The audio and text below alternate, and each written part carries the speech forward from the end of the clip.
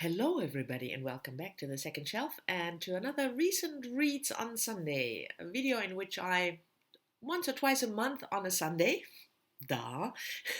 discuss the books that I've read recently. And the first two books I want to talk about, they are not even that recent. I mean, they're reads, but not recent, because I read them, finished them in the middle of August, in the middle, not that long ago, in October. But for some reason, I just forgot to include them in one of the October recent reads. So the first one is this, Adelaide Bon, The Little Girl on the Ice Floe, translated from the French by Ruth Diver, published in the original French in 2018 and in the English translation earlier this year. This was a gift from Sean the Bookmaniac, who sent me a whole box of books. End of October. Can you believe it? I was so happy. Sean, you are such a wonderful person. Sean read this and also talked about it on his channel, but it wasn't quite for him, so he knew he wouldn't reread it and doesn't want to keep it, so he sent it to me.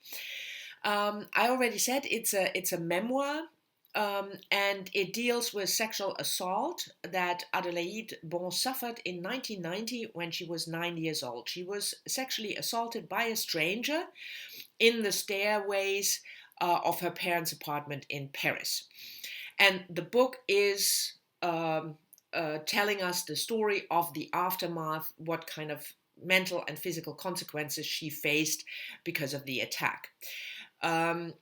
There's also the second part is the account of the trial, because after 2 decades, the perpetrator is found and arrested, and it turns out that he was a serial rapist. He raped 20, 30, or sexually assaulted, in some cases, 30 or 40 young girls in Paris during a period of time. So if you're not into trauma memoir, don't pick this up. What I find difficult in this book, it's always difficult to criticize a trauma memoir, because it sounds, if you criticize the book as a book, it almost sounds as if you diminish the traumatic experience of the author, which of course that's not what I want to do. But still, it as a memoir, as a book, it was not that successful for me for various reasons. I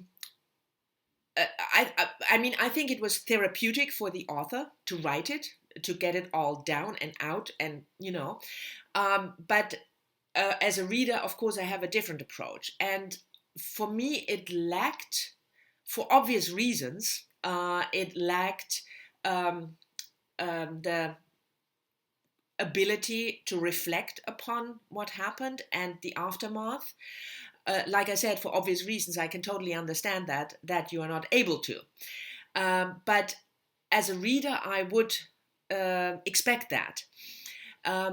For instance, the fact that Adelaide Bon suffered, psychological effects, aftermath of like weight problems and anxiety, things like that, from quite early on after she is 9, and she had 20 years of therapy.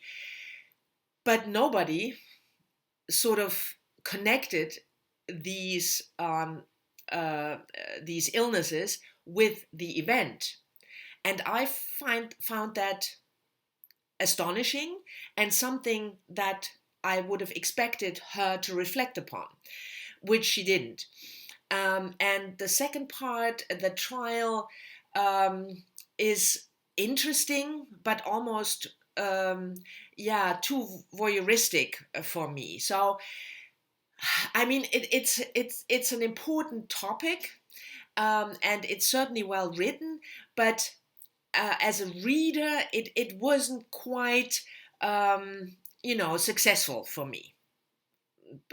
That's the way I would put it. And the second book that I already finished in October, actually for my real life book club is Otessa Moshfegh's latest novel, My Year of Rest and Relaxation, which was published last year.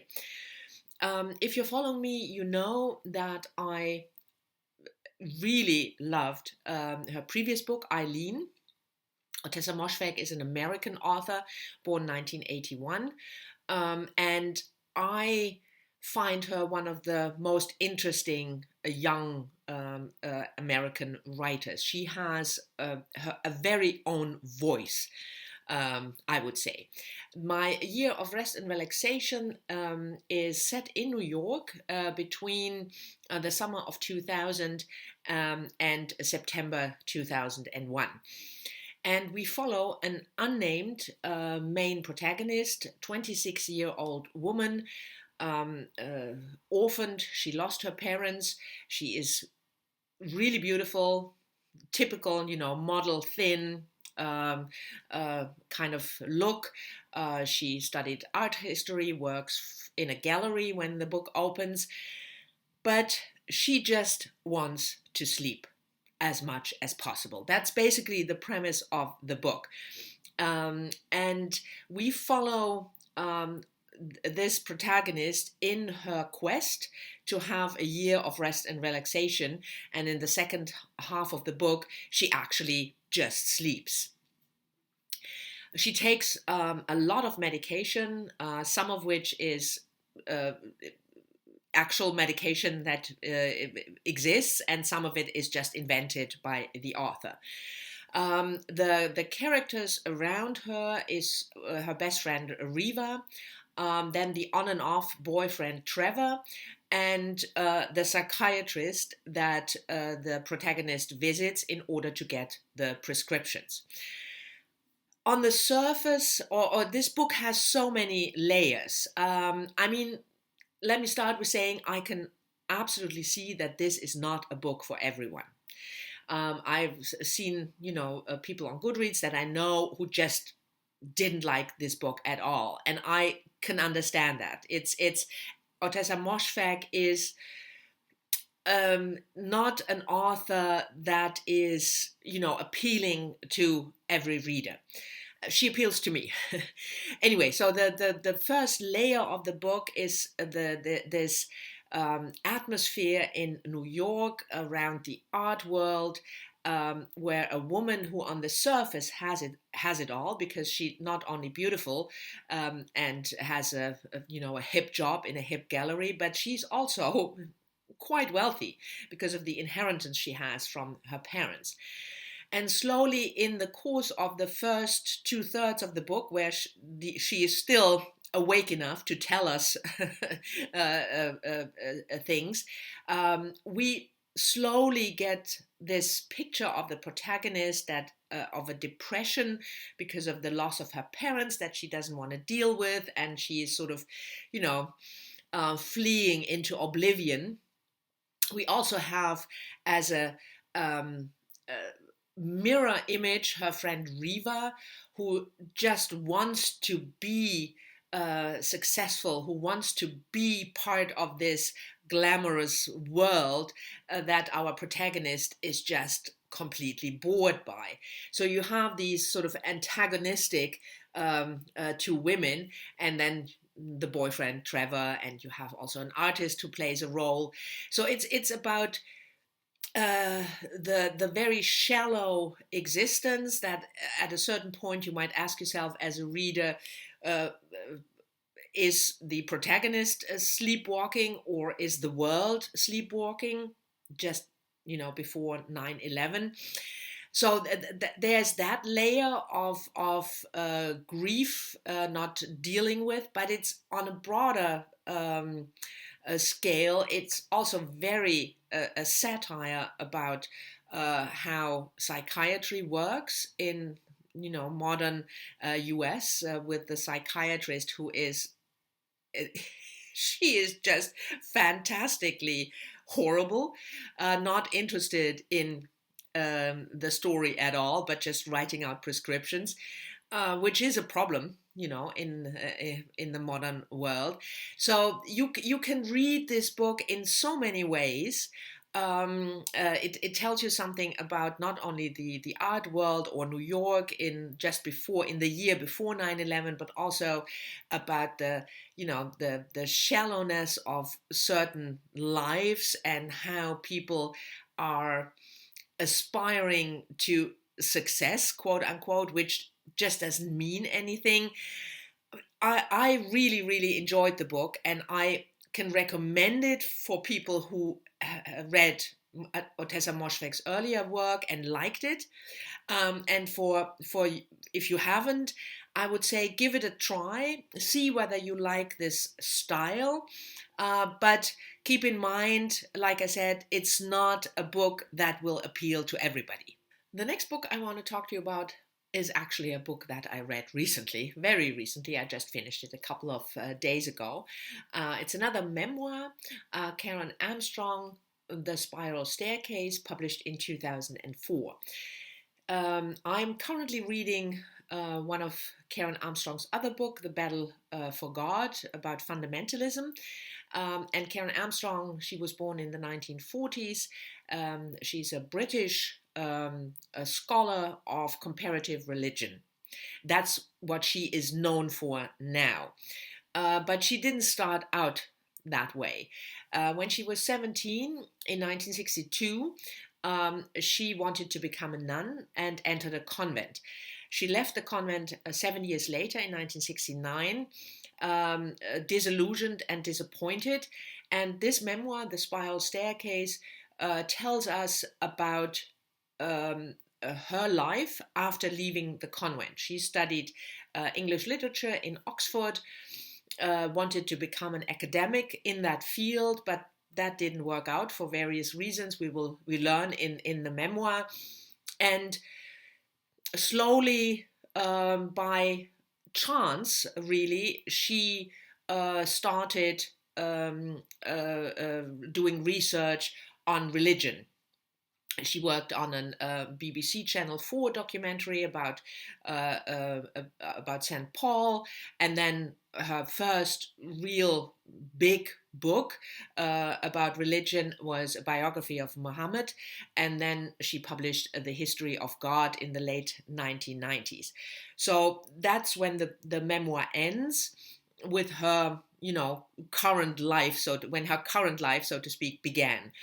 It's also a book that tells us about her illness. She has frontal lobe epilepsy, which went undiagnosed for over a decade. I loved the book. I thought it was brilliantly written story about a woman who really struggles to find her place in the world after leaving the convent, and the way these 7 years, because she was only 17 when she entered the convent, those were really formative years for her, and the way these 7 years, in a way, she took them with her, this experience, even after she left the convent. So there was not, there is no clean break, you leave and then you just go on with your life. And the way she tells us this and the way she explains it, I thought was brilliant. I mean, I'm fascinated by Karen Armstrong's work. Anyway, I've read a couple of her books about religion and comparative religion already, but I didn't know that much about her earlier life before she became this really well-known scholar in comparative religion. If you like to read memoirs about a life that is really unusual, intelligently written, engaging, and thought-provoking, read The Spiral Staircase. I can highly recommend it. Oh, and I also want to add that Karen Armstrong published an earlier memoir in 1981, Through the Narrow Gate, in which she tells us about her 7 years in the convent, if you're interested in that.